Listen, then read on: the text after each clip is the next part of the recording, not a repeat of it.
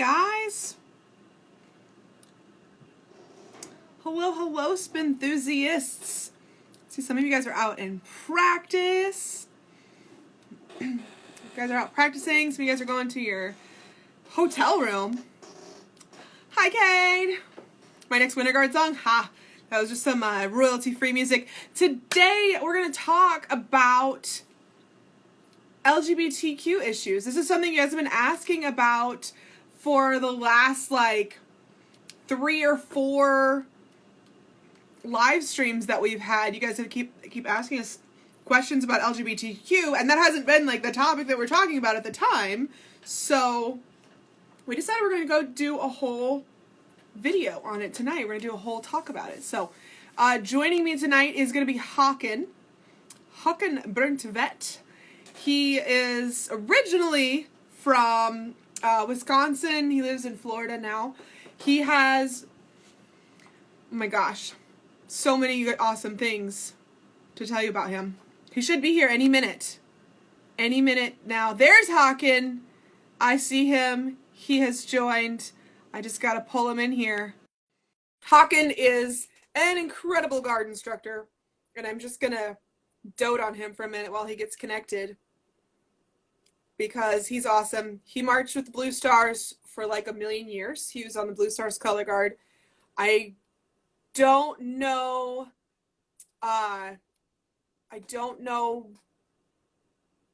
what year he started. Actually, was it 04 or am I crazy? I feel like it was earlier than that. There's Haakon. Yay! Hello. How are you? I'm good. How are you? I'm doing very well. I'm so excited you're here. I'm going to adjust this a little bit. There you go. I'm terrible at technology. I'm trying to figure out headphones. Yep. I can hear the echo. Sometimes they do that. I don't know what it is. We've already raised $10 for the One Pulse Foundation. I just want to throw that out there. If you guys don't know, tomorrow is the anniversary. How many years has it been? 4. 4-year anniversary of the Pulse shooting in Orlando is tomorrow, and Haakon lived right there. Do you want to tell about what happened? I mean, where you were? I was at work, but it was a crazy day for all of us here. I remember it like it was yesterday, but it's not just a couple miles down the road. I drive past the temporary memorial on my way to work every day. So there's still a temporary memorial. They haven't put something permanent in. They have past plans for a giant, huge museum memorial just a few more miles away, but they haven't broken ground on it yet, I don't believe. Okay. Well, cool. So if you guys want to go ahead and donate to the One Pulse Foundation, there is a link. I think, on my screen, it's at the bottom of the screen. So I assume it's somewhere there for you guys to see as well. We're getting a lot of people saying that they miss. Oh, hi. You got your camera flipped. There we go. There's a lot of people saying that they miss us and they miss summer camp. So we're going to have summer camp. We are going to have virtual summer camp this year. So get excited, guys. Yay. I'm excited. I am very excited too. I mean, I have a lot of work to do. I need to get on that for sure. So anyway, so I was talking about doting on Haakon. Oh my gosh. Okay. So Haakon, how many years did you march Blue Stars? 6. 6. What year did you start? Because I was trying to tell them I thought it was 04, but I thought it was earlier than that. That's correct. I marched 2004 to 2009. Oh my gosh. That's crazy. That's crazy. So let's see. The first time I ever saw you, I didn't know it, but was in 05. I saw you. We warmed up in the same place, and you were there, and you guys were dancing, and I was like, oh my gosh, look at the Blue Stars. They're such incredible dancers. I could never dance like that. And then I was a Blue Star the very next year. And joke's on you, I was terrible. I was just faking it till I made it. Honestly, isn't that how you get through life, though? You just fake it until you make it. You just act like you know what you're doing. while in the back, behind the scenes, you're like really working hard to learn what to actually do. And then you go. I always say I didn't have a tossing technique until after I stopped marching. I remember this from camp. That's hilarious. Because I listened, I knew all the things. I just never really like, oh, that's what they're saying to do. I should just do it instead of like, I'm just going to throw it and hope. But use your technique. It makes a lot of sense, and you'll save a lot of years of being bad. This is true. Use your technique. In fact, okay, let's go ahead and go to the question box really quick, because there was a question about technique. Doop, doop, doop. Haha. Oh, I can't show my questions on screen during a live fundraiser. So I'll just read it. This is from Grace E. Duncan. She said, do you have any tips to help prevent broken fingers and other injuries when catching? Whew, that's a tough one, because it's kind of just something that happens, and after a while you get used to it. But I mean, you get used to, like, it's building the muscle memory, kind of. But my biggest thing is keeping your hands flat and waiting for it to come to you. Well, I mean, not waiting for it to come to you, but you need it, and you watch it come into your hand, and don't start to close your hand until it makes contact. Because I always would prematurely start to close my hand, and that's how I got all my jammed fingers and a bunch of mess. Oh my gosh, I remember walking around with like learning rifle, and like all of my fingers were jammed all the time. And I was just like, what do I do? That's why I like flag. It's harder to jam your fingers. It is possible, though. This is true. This is true. It's definitely possible. Oh my gosh. So let's see if I've got any more technique questions in here. And I do always say the key to catching is closing your hand. Yes, yes, that's true. You don't want to close your hand around the equipment. You don't want to close it too early or you're going to jam your fingers, but you don't want to close it too late or it will already have bounced off of your hand and hit the floor. So it's really a timing thing. Like, you got to time it just right. Yeah. But, you know, it helps timing. Counting. What? I know, right? That's another thing I never figured out until it was too late. I'm like, wait, like a stick should stay in the air for a certain amount of time. You don't just chuck it and pray. It's not just, oh man, oh man, oh man, oh man, oh man, oh man, I hope. You were really religious when you marched color guard, weren't you? You just praying all the time. I prayed a lot. I basically invented the prayer toss. It's just every toss is a prayer toss. And you got my solo in Freedom to Worship. Do you remember this? Was this when I was, with the six flags at the beginning? No, it was like almost at the end of the song, like right before you put your flag down, you like did this crazy My thing. awkward close-up? Yeah, and it was like right on the 50, and then like you did this thing and then put it down. That originally, I don't know if you remember this, but that originally was me, except for my previous set was on the 30, and my next set was on the other 30. And they wanted me to get there, and it was like 16 counts or something. They wanted me to get 30 to 30 and 16 counts and stop and do an 8-count solo in the middle or something, however long it was. It was like, are you sure? Are you sure you're thinking right? And then they were like, oh, Haakon's right there. And I'm right there. I was like, and I had like nowhere to go. That show, I had the most amazing drill. I was like prime. I always say I only marched the weapon line so that I could have good drill. And that year it was so true. I was like front and center the whole show. And except in the closer, I ran. It was crazy, but I earned my life in the closer. Everybody ran in the closer. That was the only time in my entire performing career that I fell during a show was during the closer. Some of our viewers are wondering what show is this we're talking about. So, in Haakon and I, the way we know each other originally was we marched Blue Stars together in 2006. So this is the Gift of Freedom, and we were both on Sabre line together. And I don't know how I made it on the Sabre line. You what? I still don't know how I made it on the Sabre line. You're awesome. You're awesome. You don't even know it. You were really good at praying. I mean, our dad was freedom to worship, so I got a lot of practice. You know, in the beginning of the show, I was the freedom to worship person. Like, we did this little thing.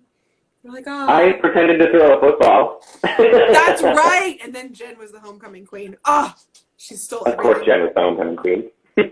I still am wondering where y'all's varsity letter jackets are, because they told us at the beginning of the season y'all were going to have varsity letter jackets. That was the thing I was the most excited about the whole season. And then we got our original closer flags, and they look like Starburst, so I forgot about it because I loved it. That's awesome. Okay, so I have some questions here.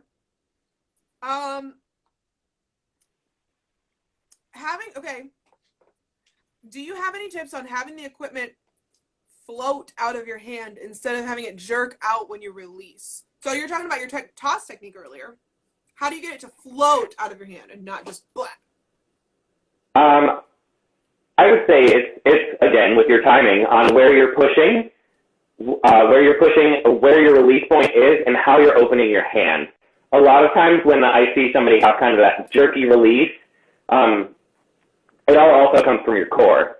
So, I mean, the things I always talk about are counting, squeezing, and what is your core doing? Because those three things will fix pretty much anything you're doing. So you got to make sure you're squeezed, how you're squeezing, and where you're going to release, and making sure you open your hand instead of flicking it out. You should be getting all of your power from your push and your lift to get it to where it needs to go. So when you get to your release point, you just open, and it floats out of your hand. I think that's kind of what you're saying, right?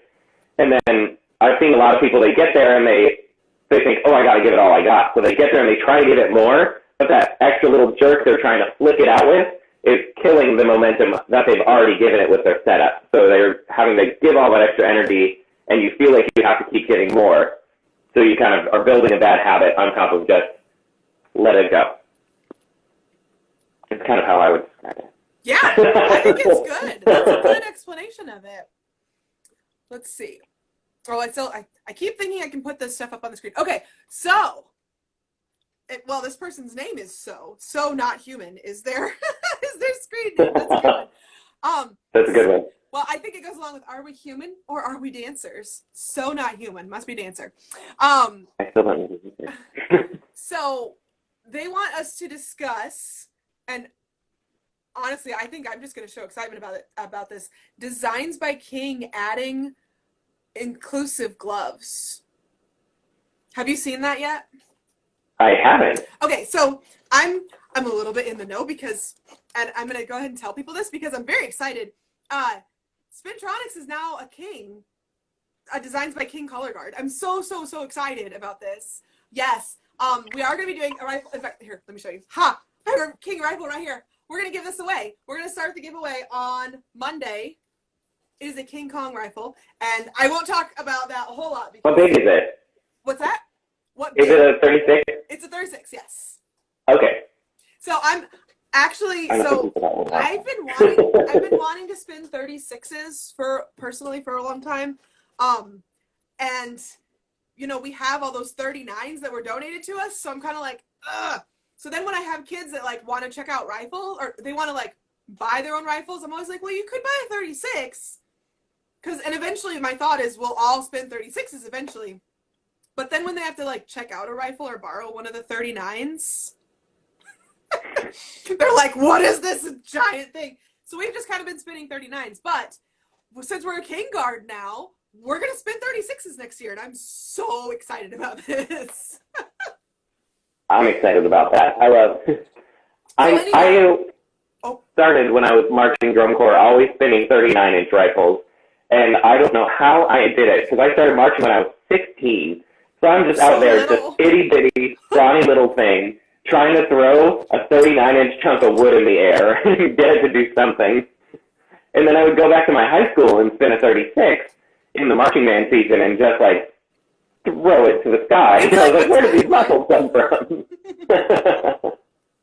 Absolutely. Oh, my gosh. So anyway, so Designs by King makes their own gloves now.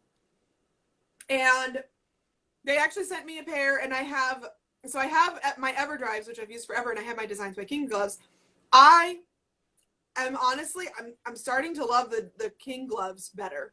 Like there's and specifically for one reason, there's like this pad on it that comes down here, like at an angle. And I'm like right in that I just missed my rifle area. yes, and I've not seen any other gloves that do that so far. The McCormick's glove comes close. They come down to like here. But the EverDry glove doesn't. They're kind of over on the side, but the King comes all the way down onto the wrist. So anyways, I'm gonna save that opinion for my actual like King rifle or King Sabre review video or whatever. No, what am I saying? King gloves. Oh my gosh, they make so much stuff now. Anyway, they just announced today that they're gonna start making gloves in multiple skin tones. That's so awesome. Right? Right? Oh my gosh. I can't tell you. So what I've in the past with other glove companies, I've had people that I've marked with who had to dye their own gloves because these pale gloves look ridiculous on everybody. So like people had to dye them to match their own skin tone. It's often that case making multiple skin tones to match gloves to match multiple skin tones. They're my words. Absolutely, yes. Like I remember when I marched Memphis Sound, they actually we had several black performers, and Brittany was one of them. I had Brittany on the show last week. I miss Brittany. I just remember like having this whole conversation with Brittany where we were trying to like figure out what color gloves, because she was insanely dark. Like she's pretty dark, but when she marched drum corps, you remember people. And you're out in the sun all day, every day. Yes, everybody turns like 10 shades darker. So she was like, I don't know what I'm gonna do. I think what we ended up doing was everyone got black gloves. Like the whole guard got black gloves. And it was silly because it looked like polka dots on the field. These little black polka dots everywhere. I had, I think for the first few years that I marched, everyone just wore black gloves. I didn't wear tan gloves. I don't remember. Like my high school always used black gloves, and then it just matched our uniforms, I think, the first couple of years. No, I think maybe my first year at Blue Stars we wore tan. But we did a lot of dark shows when I first started, so we had black gloves because they worked well with the uniform. Oh, dark shows were like so in back then. They were so in. I don't know what it was. We did a Final Fantasy show my second year. That one was really fun. That's what I saw you in, was the Final Fantasy show, and I was like, oh my god, the Blue Stars, they're such good dancers. And you're like, it was fun because we didn't have to be pretty the whole time. So we were running around like throwing our equipment on the ground and screaming at each other, and that was a lot of fun. That to this date is the only medal that I have, besides my I&E medal. I was going to say, you were the DCI I&E World Champion Color Guard soloist. I forgot to throw that in there when I was doting on you earlier. Guys, snaps for Haakon in the comments box, because he was definitely, oh my gosh, you're really incredible. nervous. You're just incredible. That's all. That's all there is to it. I still can't believe that even happened. I was so nervous, and I forgot half of it on the spot, so I just improvised in the middle of it. Honestly, that's the best way. That's the best way. It's a solo. As long as you look like you're doing something, people don't notice. Well, or you could just be like me. I dropped my saber in my solo when I did it. I was like, wait, no, never mind. I still got a decent score. I got like an 88 or something, you know. That's what I got in 05 for my first one. I feel like we were close to each other in 05. Like, we were, like, close. I think so. I did all 3 pieces of equipment, I think, in 05. I only did flag in 09. Okay. Yeah, I did all 3 as well, and, like, oh, man. I should have just done flag. I definitely should have stuck to just flag that year. But Yep, same. You get there, you're young, though, and you get there and you're so ambitious, and you're like, I know how to spin all 3 pieces of equipment. I have to show everything I know at all times, and I think that's something that people need to realize. Like you can show us how good you are on flag and let us appreciate that, and like leave the weapon stuff for another time, you know? Yeah, in my age out year, I marched weapon every year up until my age out. I was on the flag line, and it was the best summer of my life. And I was like, this is what I love about color guard. Like, I love the spin flag. Weapon stresses me out. I only do it for the good drill. And those action shots. So, like, the first time I was like, I want to show everybody that I can do all this stuff. And I went out there and I threw together all kinds of stuff, and it just wasn't well put together on my first INE. And then I did it in 09, and I only did flag, and I wrote that real hard. I think about some of the stuff I did in there, and I was like, I should try to do that again. And no. Do you have a video of it anywhere? No. Somebody took a video. There is like a 5-second clip of it on our 2009 tour DVD. But I tried to find the source video for it, and it just doesn't exist anywhere anymore. So I will get in touch with my contacts and see what I can find, because I feel like it should be out there. There's a video of me from 05 doing mine. It's like, well, I ended up downloading it and reposting it on the SPINTRONIX page. So it's on the SPINTRONIX YouTube channel now. Which, by the way, guys, if you are not subscribed to SPINTRONIX YouTube channel, go subscribe. We're gonna do a giveaway as soon as we get 20,000 subscribers over there. Ooh. Yeah, we're getting close too. That's exciting. Anyways. And yeah, as a bonus, someday when I get my act together, I'm going to send Jackie some videos that I've been talking about all summer. Yes, do it. Oh my God. And you might even see this face, probably wearing my SPINTRONIX shirt on the SPINTRONIX YouTube channel. Yes. So this shirt too, this was our Pride shirt from last year, and I was so excited because I was like, yeah, Pride shirt from last year, all ready to go. I'm just going to hit like post and put it back up in the store. And apparently our store doesn't work like that. So I had to like start from the ground up and rebuild a new Pride shirt. But the Pride shirt this year, there was like a little glitch that got rid of the ponytail on our logo. And I started to be like, okay, it's fine. I'll just go in. I'll put the ponytail back. And I was like, you know what? She don't need no ponytail if she don't want one. So if you guys look at the Pride shirt, she has short hair. So what you're saying is that mine is vintage now. Yes. You've got the vintage SPINTRONIX Pride shirt. Excellent. Yes. It's so exciting. Let's see what else we got in the questions box down here. What straps do you use for rifles?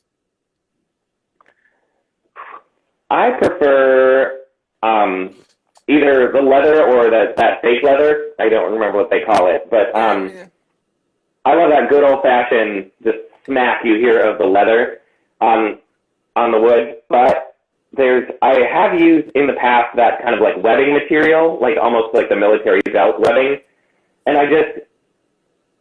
me personally, I'm not a big fan of it. It just feels really flimsy, and it doesn't get that nice pop. Like I feel like even if you don't catch super solid with a leather strap, it's like, smack, that was perfect. You're so sad. Because I marched, when I also marched Orlando Visual for a few years. Oh yeah, and I completely skipped over your entire winter goals tonight, just so you know. I marched the only 3 years they were world class because I was too old for open. And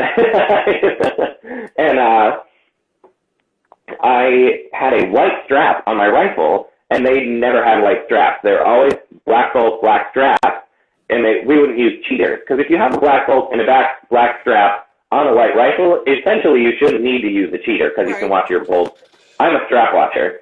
So for some reason, I always just ordered the wrong rifle, and I never had one with a black strap on it. Or, no, I didn't like, we ordered them from a company, I don't remember, I also don't want to trash talk anybody, so gotcha. I don't remember what company, but I really didn't like the straps that came on the rifle, so I took an old white leather strap from my Ultimate rifle, and I love that thing. That strap has been on like 8 different rifles. Yeah, well, mine's so good too. I taped it black so that I could have a black strap with everybody else, and that made it even like stiffer. So it was like, wow, you catch so hard this year. I'm like, I know. I love it. When I caught. Oh, I love it. Oh my gosh. That's awesome.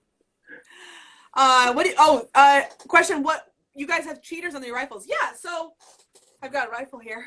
So this one does not have one because it's brand new and beautiful. And it's going to be given away next week on our channel. Anyways, so basically, normally, like, I would hold it like this, so you're the audience seeing this side of my rifle. If you flip the rifle around, you'll notice that a lot of, I won't glare you, a lot of teams have, like, a piece of tape right here that's a different color.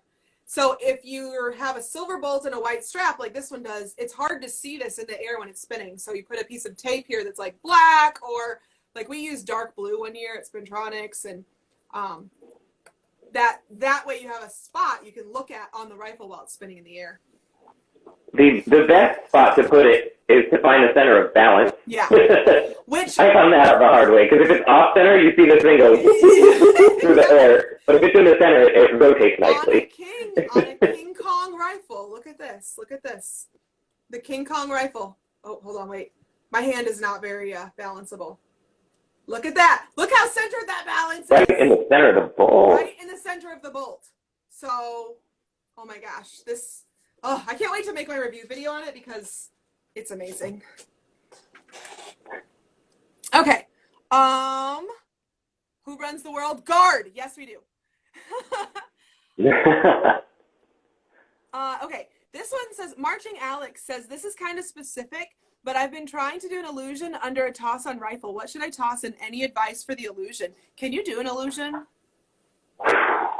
I could when I was flexible. I don't even think I could back then. I'm not gonna lie. I've never tried to do one under a rifle toss. I would say, going back to counting, figure out how long it would take you to do an illusion to figure out how much time you need under the toss, and then find out if you can throw consistently a toss that takes that amount of time in the air, so that you can do both of them at different times and then work at doing it together. Make sure you have enough time to go out, head down, head up, spot it, catch. I always say, make sure you isolate, give yourself a good toss, have time for your trick, time to spot it before you catch it. Otherwise, you're going to be coming down, and it's going to be hitting you in the face, and it's going to be all kinds of mess. Please I did try to do an illusion under a 45 on flag once, and I kicked it out of the air when my foot was above my body, and I hurt my foot and stopped spinning for the day. So, you know what, though? You had the sense to stop spinning for the day, and that is a huge accomplishment. I am proud of you. Because I know there was a Haakon back in the day who would be like, I'm fine, I'm going to walk it off, and then just keep going. Yeah. I got to the point where I'm like, well, I'm not going to keep hurting myself to try to do this. Now I'm that kind of instructor. I've taught on and off with different Pegasus winter guards for the last couple of years as well. And my first year on staff at Pegasus in 2016, I was on the open guard staff, and I had a toss. It was like a 45 from behind your back where you kind of whip it, and then it travels. I'd say probably like 5 steps, but then I did like a roll underneath it and stood up to catch on the other side. Or that's what we were supposed to do when I was trying to show it and demonstrate it. So I taught everybody. I said, all right, here we go. This is the toss. You're going to go toss, step, step, catch, and you need to face this way. And they're like, oh, all right, let's do that. That's cool. And I was like, all right, no. Okay, set your flags down. All right, we're going to do this roll. We're going to go toss, roll, stand, catch. And they're like, oh, okay, cool. I was like, all right, now put them together. And they're like, you do it. And I'm like, no, that's your job. And they all did it. That's awesome. No, that's your job. Oh my gosh. No, that's your job. That's honestly, that's like me this year.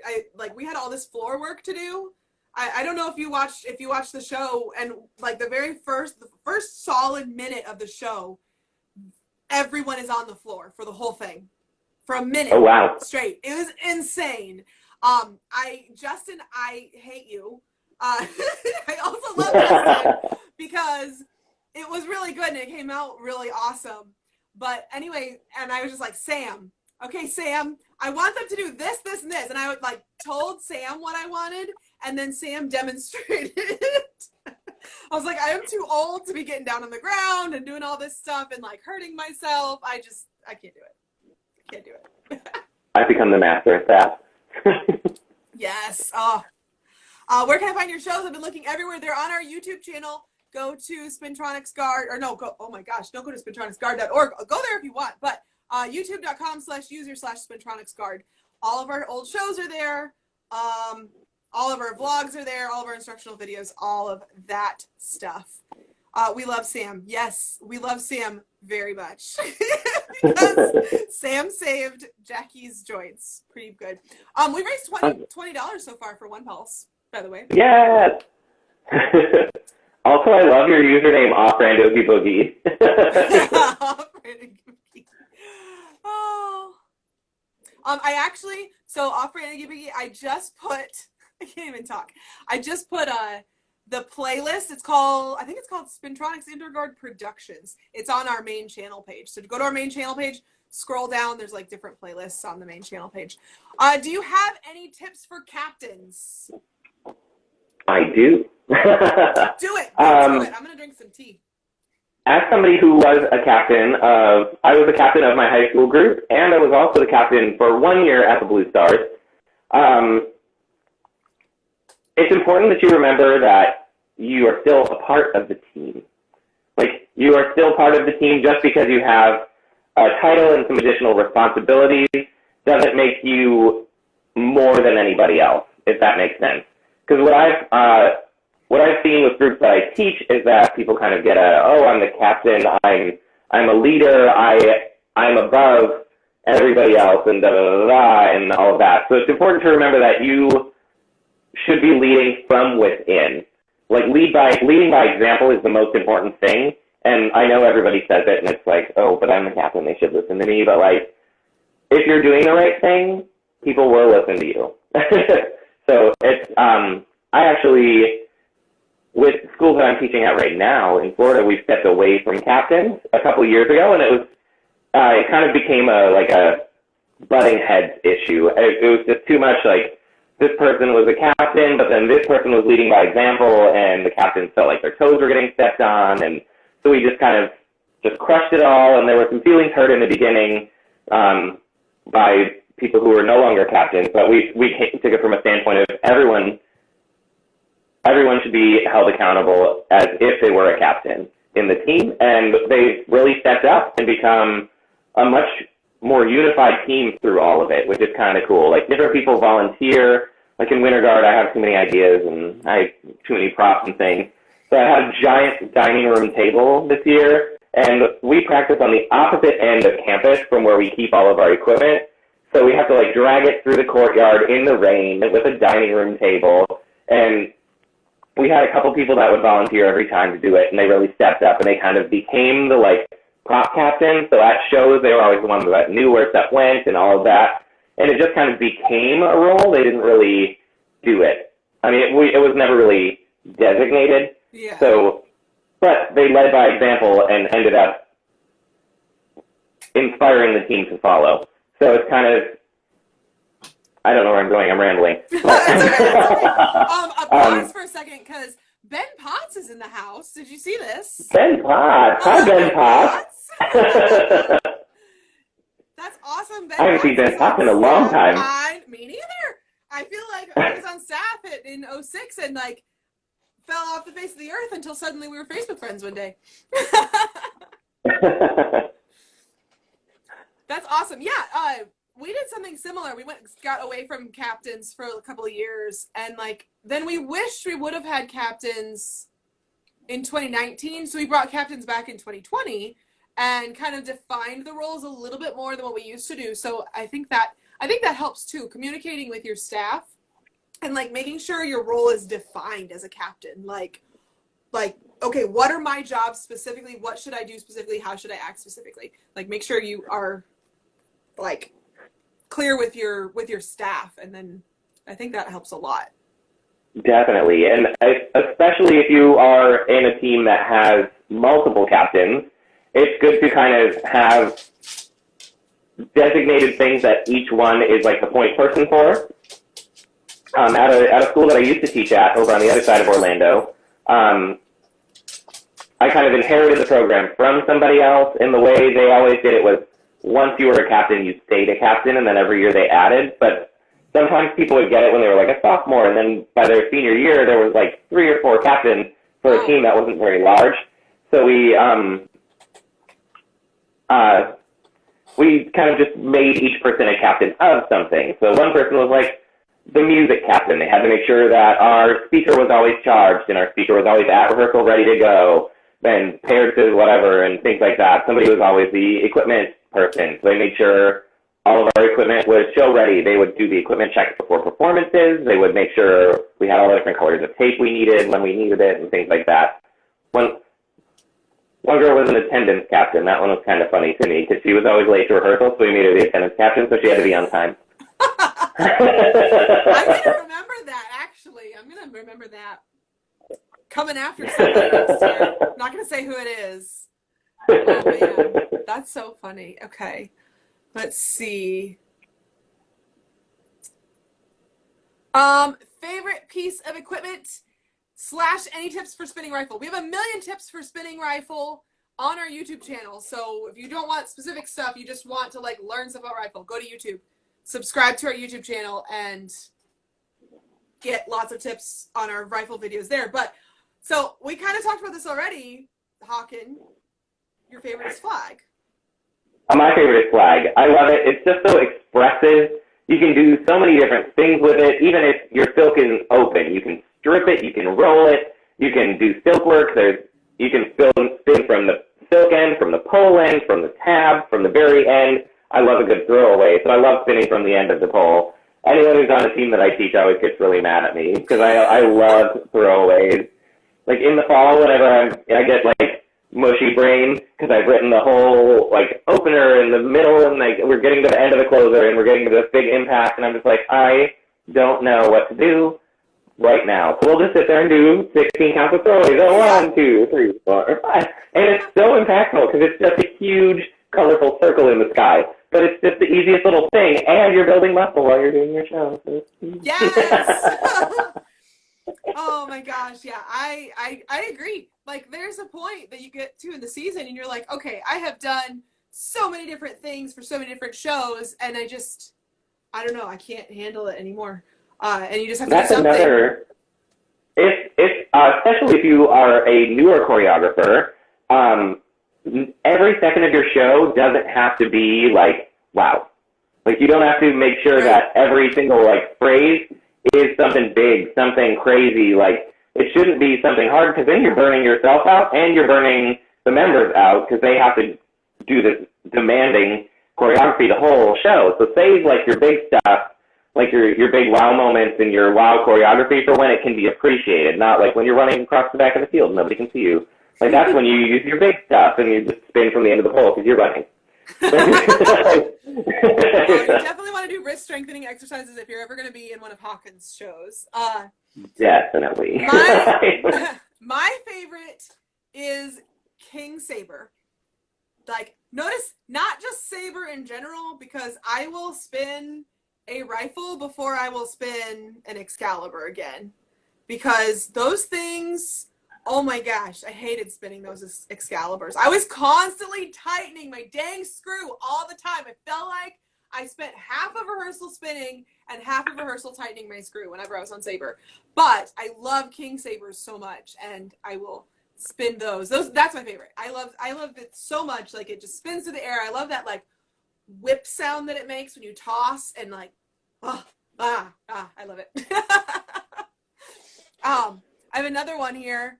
That from Off-Brand Oogie Boogie. Oh, sorry, the last question I didn't say who it was from is from Used Kool-Aid Official. I tell you, these names, I don't know. Do you have any tips on having the equipment float? Oh, no, we already did that one. That was float out of the hand. Okay, I think we got everybody's question box questions covered, which is cool because we're getting close to time. So we've also raised $20 for One Pulse, which is awesome. Those of you guys who just joined us, One Pulse 4-year anniversary is tomorrow. Haakon lived just down the street from Pulse when it from Pulse when it happened. So if you have a few extra dollars you want to spare and donate to the One Pulse Foundation, we would definitely appreciate that so much. And yeah.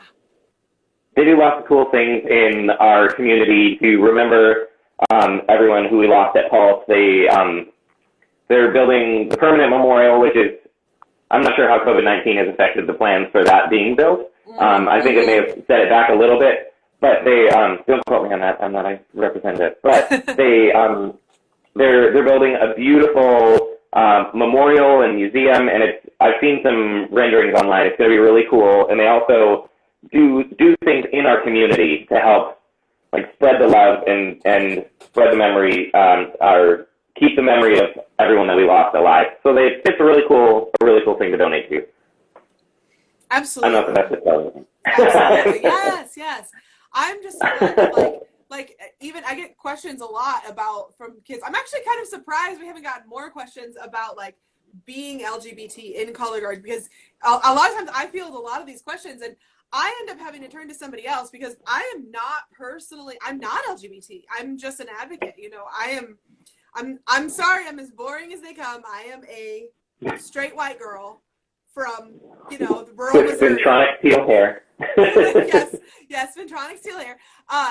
But yeah, I can't always answer all the questions, and so that's one of the things like they'll ask about coming out to their parents or coming out to their team and things like that. And I'm like, I have to refer this to someone else because I know how I would react as a instructor, but like I'm not their instructor. You know what I mean? Like I've been an advocate for so long now that I'm like I feel like it's literally changed my brain for how I think about these kind of things. So. Yeah. Oh, sorry. I was checking my battery. Nice. There's a lot like can I ask you some like personal questions about how you like came out as in color guard versus like at home versus like in your life?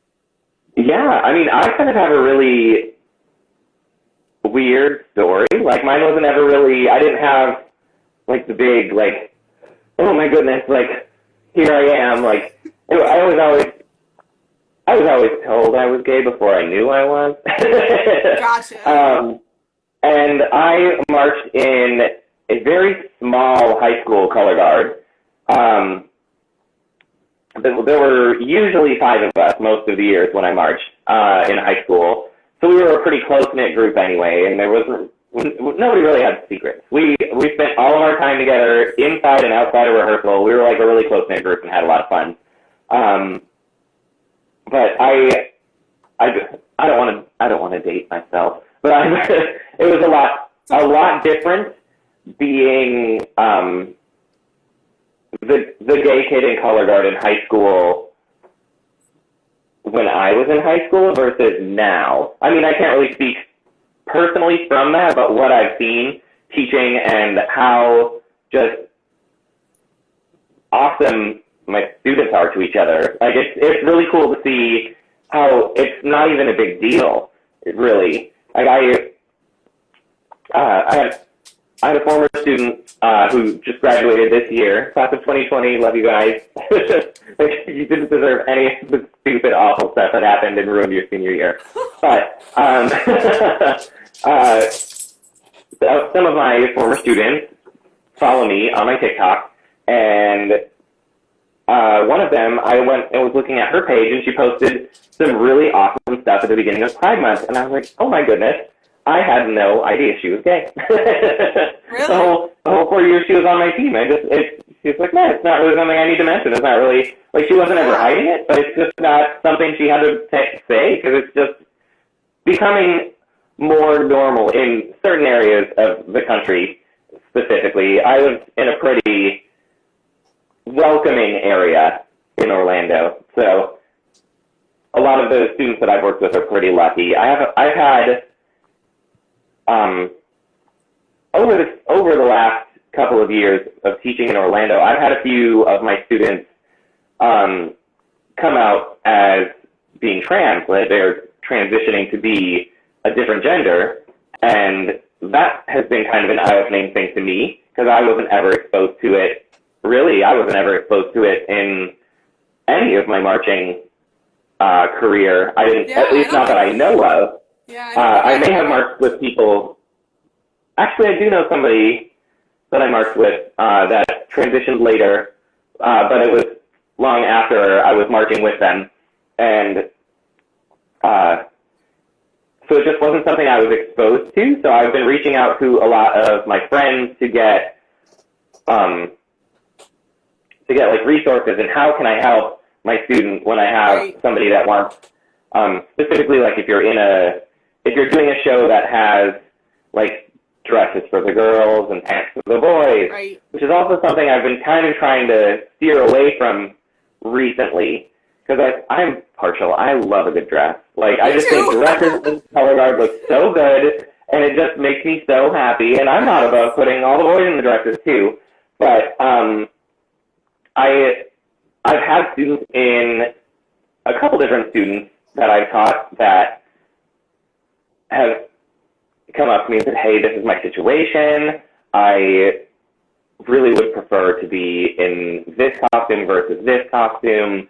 And I found the part that is the most challenging for me is not the other students. It's not, I've had amazingly supportive band directors in Orlando, so I can't, thank goodness for them. But the school administration is usually pretty on it in this area too. But the only hurdle I've had to overcome is parents that did not agree with their child transitioning to the other gender in public, essentially. I have a friend who is a theater teacher in one of the districts in this area, and I didn't know this. It was a district that I used to teach in, but now I'm in another county. But it is that county's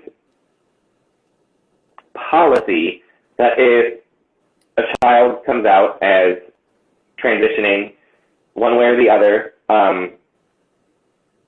the school will always support the kid over anything the parents want to say about it, which is cool. Yeah. So they gave me an example of a middle schooler that they were working with who would come to school in boy clothes that the parents sent them to school with, and the guidance counselor had like 3 outfits that would fit in her girl clothes that she wants to wear, and she would change every morning. She would get to school a little bit early, change in the guidance counselor's office, and go about her day as herself. And then at the end of the day, she would change back into her clothes that her parents sent her in and go back home appearing as a boy. And parents would come to the school and be, somebody sent me this picture. Why is my kid wearing this at the school? And the school goes, we don't know what you're talking about. The school 100% sides with the kids, and that's really cool to me. On the one hand, that's really, really awesome. That it's like such a good support system for the student. On the other hand, I hate that the parents are so close-minded. Like that sounds like something you would hear of around here, the parents being closed-minded, except for there wouldn't be support from the school necessarily. So I think that's something really, finding that support system is really important. And I live in such a rural area, and that's what I've tried to build for kids, not just like transgender kids or anything like that, but because there's kids who have other things going on in their lives who are just not accepted, and they're weird or whatever. And it's they're not weird, they're just different.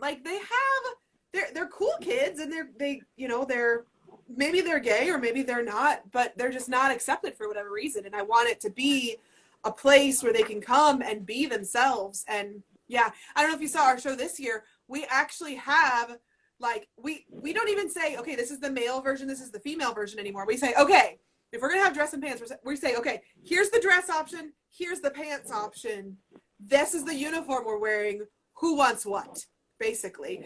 And that's cool. Yeah, and sometimes we have trans boys who are ooh, I really like that dress. I don't necessarily want to be a girl, but like that dress is per fly. And so they like want to wear the dress, or vice versa, like, ooh, I don't want to show my legs because I am a trans boy, and or whatever, you know, it's up to them. So I don't know. We're almost out of time. So, I don't know. Yeah, we have to kind of wrap things up. Is there anything you want to say to anybody who might be like struggling with this?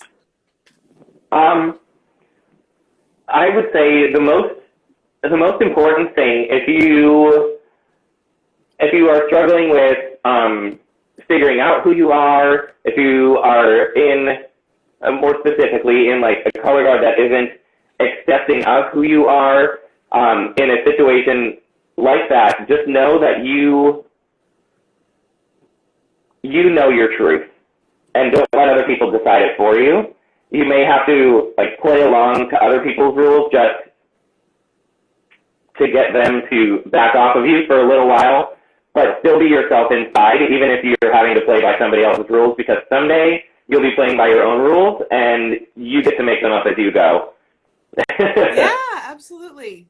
Absolutely. That's so good. And just keep in mind, like, everybody, I think if the media has taught us anything, everybody is playing a role. Like, I feel like glad and lucky and blessed that I can come online and I can be myself and like show who I am. But there's some stuff that I just can't, like, I feel like I can't talk about because I know there's people who would not agree with my views on it. You know, everything that's going on with Black Lives Matter, I've actually had a lot of questions about it. And I can't really publicly go out there and say, this is my views on it, because there are people who are here who are very against the movement that would, you know, maybe they might pull their student out of SPINTRONIX, or they might try to go and do something to like harm SPINTRONIX so we can't get funding we need or whatever, you know. So there's like a safe zone to operate within, and I think that, you know, keeping that in mind is that you're going to be really good at operating within that safe zone, and then, you know, being yourself when you're on your own time. So I don't know. Mm-hmm. Haakon, thank you so much for coming and talking to me online. Thank you for having me. I miss you so much. You're so wonderful. I try real hard. You do. Well, you do a good job at it, and you make it seem completely effortless.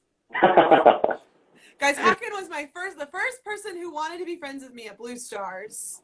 He wanted to hang out with me on our free day, and I was like, what? Him and Jen were like, hey, come hang out with us. Haakon's the one who actually asked me, though, so. We got free pizza. I did. Oh my gosh, yes. Oh, good time. Oh, what's your TikTok? They're asking what your TikTok is. It's the same as my Instagram handle, so it's HAAKONB87. Go follow Haakon, and I'll put a link to it in the description of the video when I post the video too. So. Oh my gosh, I'm actually gonna have followers. What? That's gonna be crazy. You're gonna get all the SPINTRONIX followers. Just go follow Haakon too. I do have a really fun color guard TikTok that I made. That's why I got my TikTok. Oh, I'm gonna have to go check it out. All right, guys. We'll see you later. Haakon, thanks for coming. And bye, thanks for having me. I love you, and bye. I'll talk to you later. Be safe, make good choices, everyone. Yes.